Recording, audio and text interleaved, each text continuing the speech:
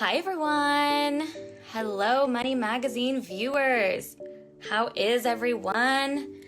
We are going live today, straight into your phone. We have the most amazing Instagram Live lined up for you guys today. We are featuring the amazing Jeff Rose. If you guys don't know him, you are going to know him very, very soon. He is just about to get on to our live. In the meantime, while I get Jeff on our line, can everybody tell me where you guys are from? And don't forget to add your questions here below because they just might be asked on screen.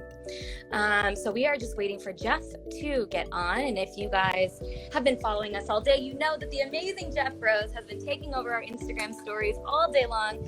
Jeff, you are here. How are you?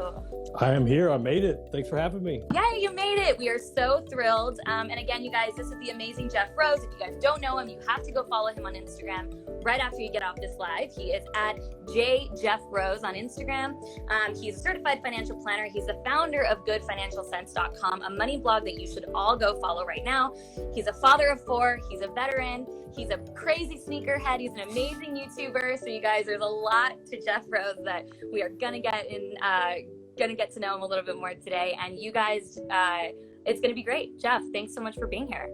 I am pumped. I'm excited. My kids are actually occupied right now, so I'm sure we got at least 15 minutes of uninterrupted time, maybe 2. We'll see. We'll find out. I love it. I love it. Well, first of all, I don't know how you do it. You have 4 kids at home, and you are just nonstop creating content. Can you tell us a little bit about your quarantine life?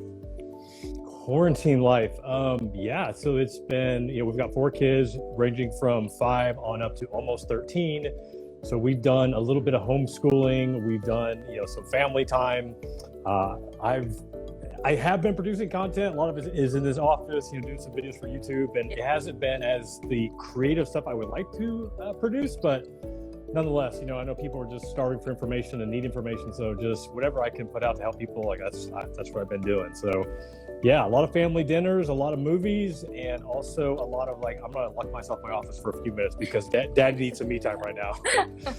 Definitely. Well, today we are going to have almost like an Ask Jeff Anything. So we did solicit questions from our audience about personal finance. We're going to be talking about a lot today: budgeting, investing, starting a side hustle, having multiple streams of income. So Jeff, for those of our viewers that don't know you, that aren't familiar with you, tell us a little bit about yourself. Tell us about what you do. Yeah, so it's fun to say this. So I was a financial planner for over 16 years. I still have the certified financial planner designation. And when I ended up going independent, starting my own business, and then from there, I learned that you can market yourself online using this thing called a blog. And yes, I'm dating myself. This is going back to 2008. This is prior to me having a Facebook account. I didn't have MySpace, wasn't on Twitter. I didn't do anything on social media. And that was Good Financial Sense that I launched, and just to market myself. And then when I finally learned or figured out you actually can make money, by having an online business, it just grew from there. And then actually just 2 years ago, it's just weird for me to say this because I started as a financial planner right out of college. I actually had an internship at a local investment firm between my junior and senior year. So to say that I'm no longer a practicing advisor is sad, but in the same breath, I'm able to do what I love to do. And that is, as you mentioned, I love doing YouTube videos. I love writing content. Have one book done, have another book in the works when I actually get some time to write. And just really my whole motivation has been, coming from parents that both struggled with finances. Both my parents, so they divorced when I was young, and both of them filed bankruptcy, not once, but twice, independent of each other. And that's what was passed down to me. I didn't know anything about investing. I didn't know anything about managing money. I knew a lot about credit card debt, and I knew that's what I didn't want. So it just became a personal mission for one, to not go into that same trap that they got into, but then also too, just using my platform to prevent others from falling into that same trap. So that's just what keeps me going to this day. Yeah, 100%. I mean, personal finance is not necessarily taught in school. It's something that a lot of us have to kind of educate ourselves on, and people like you and bloggers like you that are out there giving everybody the information that they need. It's so important. And again, thank you for your service as well. We just had Memorial Day, and so thank you for that. And thank you for being here and for providing all this awesome knowledge. So let's just get into it. Obviously, we are all in the middle of a pandemic. We are all in lockdown. It has changed the personal finance space for a long time, probably as for the foreseeable future, right? So what is the importance of staying on track with your financial goals now? I know a lot of our viewers have been tuning in and asking questions like, should I still be investing? Should I still be budgeting? What are the important tips that you have on people staying on track? Yeah, I know, like, I definitely fell into, that mindset trap when this whole thing started as like, woe is me. Like, I had all these goals, I had all these plans, and now I'm stuck in my house. I'm not gonna be able to do everything I wanted to do. But as the days and weeks unfolded, I mean, it truly has been a blessing in a sense to where I could just spend more time with my family. I could take a deeper look at the things I was focused on and realizing that a lot of the stuff like really wasn't that important. And, I think right now, like since the fact you haven't been able to go out and, out to eat and shop and buy things and waste money on things, like you can actually see like, man, what do I actually need to survive, to live the life that I want? And what not a better time to just really take a deep look at yourself and see, okay, like what do I need to change about the things that I was working for and how many hours I was working and what I was spending my money on, and just start to realign those goals. And also just having time now to start doing research on whether it be investing, starting a side hustle, reading that book that you always wanted to read, or the podcast you hadn't listened to yet. I mean, I hope that many people are taking advantage of this time, because man, it truly, there's definitely a part of this that is bad, is horrible, and people lost loved ones and lost their jobs and unemployment. But also too, like, it's a blessing in a sense, like you have all this free time that we didn't used to, like we've never had before. Like you actually have an excuse to take some time for yourself. So I just hope that you're taking advantage of that. Yeah, I mean, definitely right now is the time to, we have YouTube University and we have all these amazing books that people can go read. So we have a couple questions from our audience that people are asking, should I be investing? In terms of investing in yourself, what should young people do right now to invest in their future? Yeah, I mean, simply put, like, yes, should be investing, absolutely. Whether that be in a 401k, I don't want to say no, but this is like the one area where I think I differ a little bit is I actually advocate that somebody go out and open, especially a young investor, go out and open a Roth IRA first. And why I say that is because in my experience, I've seen people sign up for a 401k, you get the paper form, or they go have you sign up online and you have no idea what you're picking. You're being put into some target date fund that you really can't explain to your grandmother what it's about and what's going on. As opposed to a Roth IRA, you either have to go visit somebody, which you can't do right now, or you can go online, you can open an account, but it requires you to do some more homework, to do some more research, and to have more skin in the game of what you're actually putting your money into. And right now, whether you're going, I say online, my computer's right here, that's why I'm pointing that way. But the reality is, like, you have your phone here, which you can open up all these different investment apps and start literally investing within like 15 minutes. So that's obviously one way to start, whether that be a mutual fund, an ETF. If you're brave enough to individual stocks, I don't suggest that at the beginning. But I think even more so than that, like that's the easiest way to start. But then you start investing into yourself. And that is, for me, was first reading books. Reading Rich Dad, Poor Dad, reading, Dave Ramsey, reading David Bach, like reading all these authors that just totally changed my mindset and opened up, especially for someone that came from a background of debt and zero savings. Like I didn't know anything about entrepreneurship. I didn't know anything about investing into yourself and, start being an entrepreneur. So just exposing myself to something different, something new, that just challenged my core beliefs, what I knew at that time, to seek other things, to seek new things.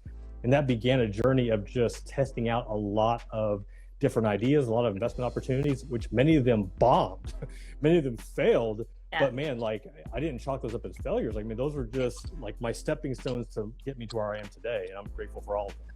100%. So those of you that are tuning in, thank you so much for joining us. This is Money Magazine. My name is Mercedes Barba. I am the senior video producer. Over here, we have the amazing Jeff Rose. If you guys don't know him, you have to go follow him on Instagram. Right after this live, it's at @JJeffRose. He's an author, he's a blogger, he's a father of 4, he's a veteran, he's an in and out fanatic. So am I. I grew up in LA, I'm in LA now. So obviously, you are so incredible. That's why we have you on. I do have to disclose that our parent company does have part ownership in your website. And the content that you're producing is so incredible. And that is why we do. So for all of you guys tuning in, we are just kind of keeping the conversation broad. Please keep in mind that these are not personalized financial advice topics for you. But if you have any questions, you have to go seek out your own financial advisor. But Jeff Rose is here and he's offering the most amazing advice. So Jeff, when I take a look at your YouTube channel, you have a lot of videos that talk about having multiple streams of income and a side hustle and passive income. I know this is kind of a loaded question for you, but what advice do you have for people to start a side hustle? I mean, it's pretty generic advice, but it's just to get started. But I would also say though, and let me just kind of give my background, once again, I was a financial advisor, I'm growing. And so for those that don't know, for you to have a financial planning practice, it's like having a small business. And I had to find my own clients, had to market myself. I had to go out there and just grow that business. And then as you hear a lot of people that build wealth, they grow wealth, is real estate, whether that be flipping properties, rental properties, whatever. So I think I listened to some, my father-in-law had bought some CDs like that I was playing in my car. I'm totally dating myself now. But like an infomercial that he bought. And I just remember I became obsessed. Like, I'm going to become a real estate investor as I'm trying to grow my financial planning practice. And I spent so much time and energy, like looking at all these properties and making offers and doing research. And to this day, I own 0 real estate properties. And I learned through the whole process was, yes, for many, real estate is awesome. Like, it's great. And I know I have so many friends that have made a lot of money in real estate, but even though like I'm a numbers guy, like it just wasn't for me. And I recognized like, man, I had this business that was already making a lot of money, that if I actually just poured some more resources into that, it would just make that much more. And that's what I started doing. And then, gosh, it would have been maybe 9-12 months later is when I discovered the blog and started that. And then that ended up becoming my side hustle. But the thing that you have to realize is that just starting something, chances are whatever you start, you're not going to be doing the same thing 6 months from now, 12 months from now. But what it's going to do is that it's going to expose yourself to something that you don't know it's out there until you go. And you'll have these strategic byproducts, these things that you don't even know that exist, but you can't find out about them until you actually take that leap and try something else and make an introduction here and meet somebody here and fail at this, but like you learn about this in the process. And that has been my entire journey from going from full-time certified financial planner to, my kids make fun of me, but full-time YouTuber. Just, it feels weird. Like, I'm 40 years old and I feel like I'm like a midlife crisis, but it's what I do. I enjoy doing it. And yeah, but I had to fail and try a lot of things to get here. Definitely. I'm sure your kids are going to take up, some of them are probably going to be YouTube bloggers when they grow up, I'm sure. Yes, I imagine so. So we have a couple questions from our audience here. What is your sleep schedule? I typically get in about 6 to 7 hours of sleep. During the school year, I'm usually in bed by 11 o'clock and I will wake up at 5 to 6. In quarantine life, I feel like every night's movie night. So we're up to at least midnight every night. And I say we as in me and my wife and my 2 older kids, my 10 and my 12-year-old. But even this morning, I was still up, I think at 6:30. So even during quarantine life, I'm getting up around 6, anywhere between 6 to 7. Yeah, definitely. So a couple of questions that we've had from our audience sort of in the past is the importance of keeping your credit score up. A lot of payments have been halted, a lot of mortgage payments, a lot of student loan payments have been halted during the pandemic. But in your experience, what is the importance of keeping your credit good? And, for finally when the world opens back up and we can get back to real life. Yeah, I will say the whole credit score thing. I hate the credit score. It's just like this thing, and so many people it's the system, and you have to play their rules. But that's the thing, right? If you want to buy a house, if you want to get an apartment, if you want to have good credit, you do have to be aware of what your credit score is. And I don't obsess over it, but I will say that whenever I was younger, when I first heard about, you need to have a good credit score, I'm like, I don't know what a good credit score is. So I went on probably annualcreditreport.com and got my credit report and got my score. And it was in the high 500s. And it turns out, I found out, is because I had signed up for a gym membership back in California. And when I moved back to Illinois, they had shown I was delinquent and I wasn't paying on it. But I wasn't going. I would live thousands of miles away. And it's because that gym membership was still showing on my credit report.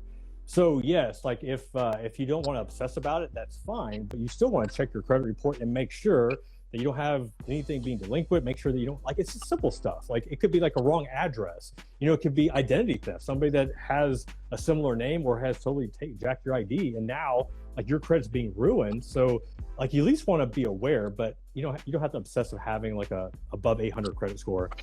There was a time, like my wife, I think she still has a better credit score than me, and she still likes to hold that over me. But I just finally surrendered. I'm like, you know what? You're probably better managing money than I am, so you deserve the credit score title. Definitely. Yeah, we have people in our audience saying, oh, my friend had the same issue, something on your credit score that you didn't even know was there. So it's important to check it at least once a year, right? At least once, and sometimes, I mean, if you do 2-3 times a year, because I don't know, and I think even this past year, we've had 2 instances of our personal credit card being subject to identity theft. Yeah. And like, just because you buy so much online nowadays that, I mean, it's so easy to happen. So yeah, like you definitely want to go more than a year, just like having your annual checkup with your doctor. Definitely. We actually have a really awesome questions from our audience, which I want to ask you. But for those of you tuning in, thank you so much. This is Jeff Rose. Once this Instagram live is over, you all have to go follow him on Instagram at @JJeffRose. He drops all the amazing nuggets of personal finance. Go follow him on YouTube as well. So Jeff, I know you talked about a book earlier that I do kind of want to bring up. We did talk about your sleep schedule and waking up early and being productive before 8 a.m. But we have a question here. What are some of your favorite books that you're reading, or some of your favorite books that you read in your career? Yeah, I mentioned Rich Dad Poor Dad. Like that was by far like not the first book I ever read, but the first book that really challenged my mindset. And that is one that I'll have my kids read, that I recommend anybody. Like that's like kind of where you start. The book that you are referencing is called The Miracle Morning by Hal Elrod. And I found that book so fascinating because prior to reading that book, like I've always been a money owl, a night owl, maybe a money owl too. But I just always would stay up late. And there were definitely times like earlier, before 4 kids, like I would do a lot of my blogging, a lot of like research at night. But I can remember the way that I woke up every single morning was hearing my wife in the shower. Like that's what got me out of bed. And then when I read The Miracle Morning, and just basically having a morning routine where you're able to knock out like 5 or 6 very productive, but also very inspirational, just centered, have you grounded. And it just helped you start your day where you just were like ready to attack the day, as opposed to just rolling out of bed or hitting snooze 15 times and, just not having a purpose. So for me, which I didn't actually share this in the live this morning, but for me, my morning starts the night before. I have these oversized note cards that I buy on Amazon, and I just a couple of years ago started using these. But the night before, like I write out everything that I have to do. But the top part is like my miracle morning of 5-minute journal, Jesus calling, 25 push-ups, morning workout. And these are like the things I do every single morning. Even though I know I'm doing them, I still write them down just to like program my brain like, hey, this is what I need to do. This is what I need to, I do all of this before I get to the main stuff. Definitely. And I've been doing that for, 4 or 5 years now. And that's why I went from waking up at 7 a.m. I think there were a few times waking up like at 4 o'clock in the morning, which is, yes, I was in the military, but I'm not a morning guy. So to wake up at 4 o'clock in the morning and actually start my day and be productive, those are the days I did go to bed a lot sooner. I was not up till 11 o'clock midnight, but nonetheless, like it was just crazy. And it was all from reading that book. Totally. I read something really fun the other day from an entrepreneur book that I'm reading. And instead of calling it a to-do list, change your mindset and call it a get-to-do list. It just kind of adds a little bit more positivity to your life, and makes it kind of fun. Mm-hmm. Absolutely. So thank you, Jeff, so much for all of the amazing knowledge that you shared today. I do want to ask you one final question. You kind of went through showing all the construction going on at your house. First of all, your wife is amazing. All the personal interior design that she's done, she's incredible. I'm a huge fan of her. But tell us a little bit about your sneaker collection. I didn't know you were such a sneakerhead. I don't know exactly when it happened. Actually, it'd be kind of weird if I show my feet, but so these are the Jordan 4s, the white cements. And the reason why these are so special to me is because this was the very first pair of Nikes, which were Jordans, back when I was in the 6th grade. Obviously, it was not this size; they were a lot smaller. Yeah. Prior to this, like all my shoes prior to this were hand-me-downs, were pay less. I mean, 2-for-1 specials. And I think I got another pair of Jordans the next year. And then after that, like I never had a lot of money. And to finally be able to go back and like pay cash for these shoes, which at the time were the most expensive shoes that I bought, which were about $400, which are still, that was a lot for me. And the fact I've actually bought more. But then I discovered this site called StockX where you can buy any shoe ever for the most part. And that was like probably the worst thing for me to discover. And the thing that I love about sneakers is that it's not just the look and the style, but it's the story. Like, I just didn't realize like all these sneakers, like the story behind it. And that's the thing that I just love. It's like, oh, it's just not black and red. Like, no, like those were the Jordan 1 Chicagos. Like, those were the first release, or those were the shattered backboards, because that's when he wore this orange and black uniform when he was in high school and he shattered the backboard making a dunk. Like, I just love that story component, like, and that's what I love about sneakers. And it's my wife, she says I have a problem, but I agree. I like it. I love it. I just bought a pair today, but that's okay. I'm getting there. First part is awareness, and I'm very aware of what's going on. I love it. I think it's such a cool full circle moment that you had that shoe when you were growing up and now you're able to have it again. I think that's pretty awesome. That's what's special to me, especially, and it's also the story to my kids, because coming from an upbringing where, like, the house that I grew up in, I think my dad bought for $8,000, in Southern Illinois. And for my kids to have so much more than I ever had, like, one of my biggest fears is that, they're going to wake up one day and they're not going to be able to provide for themselves because they've always had it. And I'm always, I make them do things. They have chores, they have responsibilities. And I just want them to know, like, this is not, and sometimes real life, and they always ask, oh, Daddy, are we rich? And I'm like, no. Mommy and Daddy are rich, but no, you're broke, like you're gonna have to go out and do it on your own. And because that's just part of it, and so just be able to show, like, hey, like, there was a time that, one, I couldn't afford to buy these shoes, but two, when I could afford it, I decided to invest that money. I started, like, reinvesting to myself into my businesses and side hustles, and that's what allowed me to get to here. I didn't start buying $200 shoes whenever I first started my career. I was driving a 1998 Chevy Lumina, living with 4 college roommates, maxing out my Roth IRA. And that's what got me to here, is those sacrifices back then. Definitely. And like we mentioned earlier, it's so important for everybody to get financially knowledgeable and go and read books. Go to money.com. We have some pretty amazing, incredible articles there. Go follow Jeff on Instagram. He's dropping nuggets all day long. Go follow him on YouTube. Jeff, is there anything else you want to mention? Where can people go? What's your YouTube handle? Where can people go find you? Yeah, so definitely check me out on YouTube. You can either search Jeff Rose or Wealth Hackers, the name of my YouTube channel. You mentioned the blog, goodfinancialsense.com. That's my baby. That, I guess, it'd be technically my kid number 2, founded or born in 2008, but I'll drop nuggets there. I'm also active on Twitter, same handle as Instagram, JJeffRose. Love it. Love it. Awesome. All right, Jeff, thank you so much. Money viewers, thank you so much. I'm Mercedes Barba, the senior video producer here. We will see you next time on Money's Instagram Live. Thanks so much. Thank you. Bye, Jeff. Bye. Take care.